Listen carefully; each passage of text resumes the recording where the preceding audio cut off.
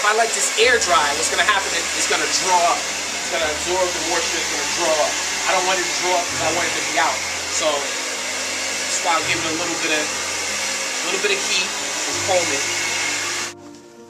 This right here is probably one of the most important parts of the haircut, combing it out properly. Because if it's not combed out, stretched out properly, you will not get an even cut.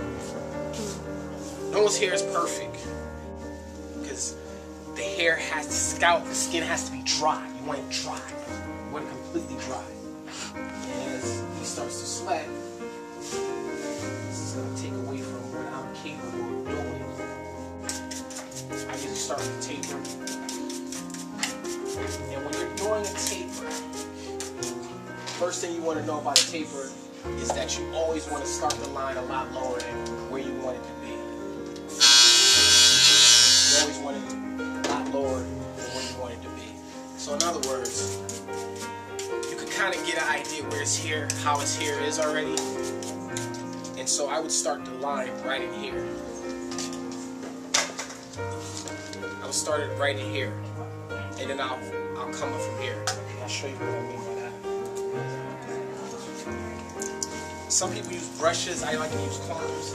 And the comb that I use is a German comb. It lifts the hair a little bit better. And you always want to look at the direction of which the hair is going when you're cutting it. This is no different than when you're doing a wrap. Everybody's hair goes in this direction right here. So when I cut this side, I got to know that if I'm cutting it and combing it this way, I'm going against the natural grain. So I'm going to have some opposition. You got to know your tools. You got to know what your clipper is capable of doing. Has anybody ever, in a snowstorm, taken their car out when it snowed and went into a parking lot and drove as fast as you could and slammed on your brakes? You do that so you'll know what your car is capable of doing. That's like a test. You gotta know. Sometimes people just get in the car and drive around, don't know. And if it ever happens, they won't know how to stop or when to stop or how much room you got. The same thing with your clippers. You gotta get to a point where you know what the worst this clipper can do. You understand what I'm saying? The worst thing can happen is it can get this close right here, and then from there I can work from there. And so this right here is a little fade. It's not really that much. You know, it's kind of hard to explain how I did this because it's so natural. It's just, all I did was just feathered it. Just keep touching it and keep adjusting the blade accordingly. You know, it's a feeling thing. But that's for me knowing my equipment. And I always suggest people find some equipment that works for you and stick to that equipment until you learn it. I see a lot of barbers with 10, 15 different pairs of clippers. I'm like, it's cool because everything works for different reasons, but you want to have something that you're comfortable with, and you got to know you got to master that. Again, because the hair flows this way, I'm bringing that direction right here.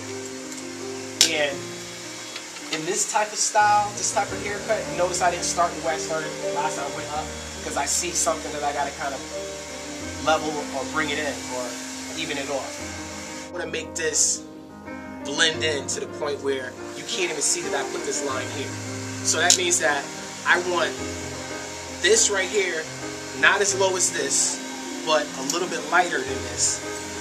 And so what I'll do is I'm using this right here as a guide up here. So I'll cut knowing that what I'm doing, I'm not really cutting much off of this, but I'm really cutting this up here. Even though I'm trying to get this off, I'm cutting this right here. So my first cut goes right around here. So all I'm doing is bringing a line up to here. And that's what, 1.5? This is 1.5. So then I'll break that down, and then instead of starting the line here, I'll start right here, just a little bit lower. Because now I'm cutting lower, so I don't want to go up, I want to go down. So I'll keep cutting right in here. And theoretically, if I was to keep that progression, I would take this, go down to a 1, and instead of that line, I'll do this line. See that? So then I'll focus right in on here. And then if I was to keep that progression, the next progression would be to take this off and open this up, which will match this right here, but it might be a little bit lower. And then I'll focus right on that line right there.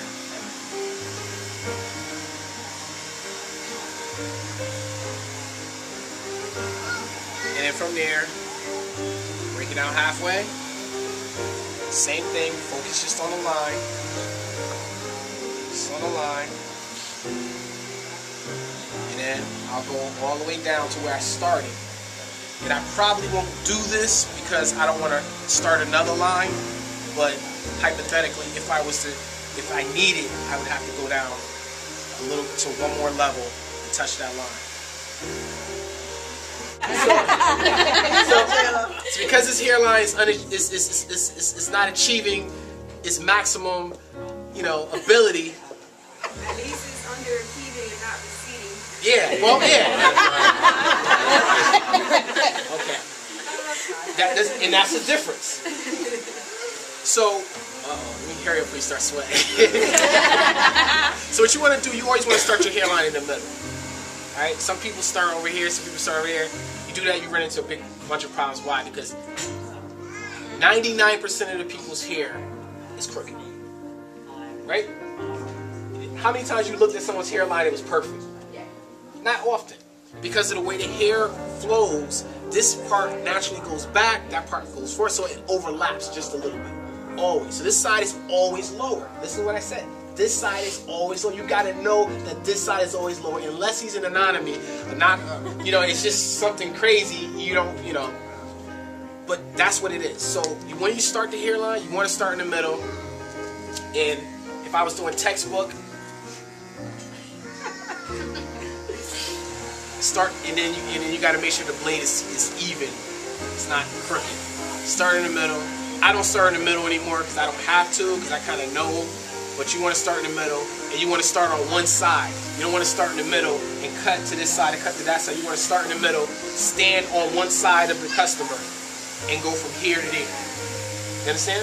And you want to do the same thing, stand on this side and go from here to there. You don't want to reach across because now the angles change. Now you're not able to see that it's actually straight or not. Does that make sense? So you want to stand in the middle as much as you can. You don't want to straddle them unless you got it. Yeah, exactly. So once you make that line, follow that progression out, and you always want to. This is important too. You always want to comb the hairline down, because what happens is there's going to be hair that's going to overlap after the haircut. You want to get that out of the way now. And I'm going to show you a trick that I do when it comes to hairlines too. You want to, I'll show you this trick.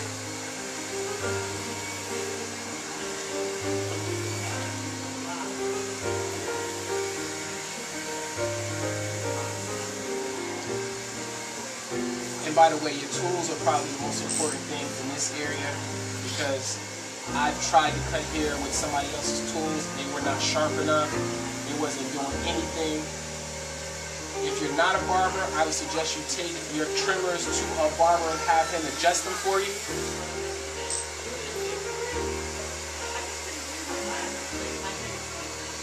You adjust those? Yeah, I adjust everything.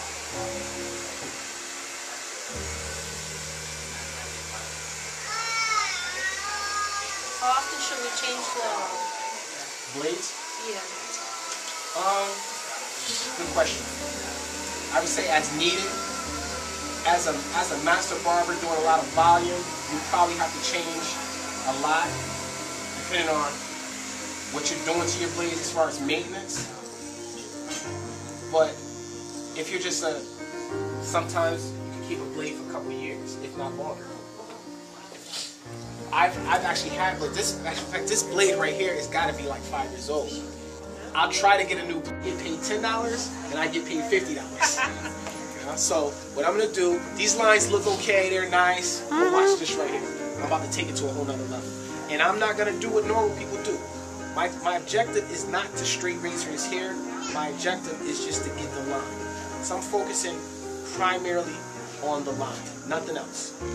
I'm not going from here, scraping all that, because then you're just gonna have irritation, you're gonna get bumps, you're gonna get all kinds of things. African American men do not like straight razors because it causes damage to their skin and causes bumps.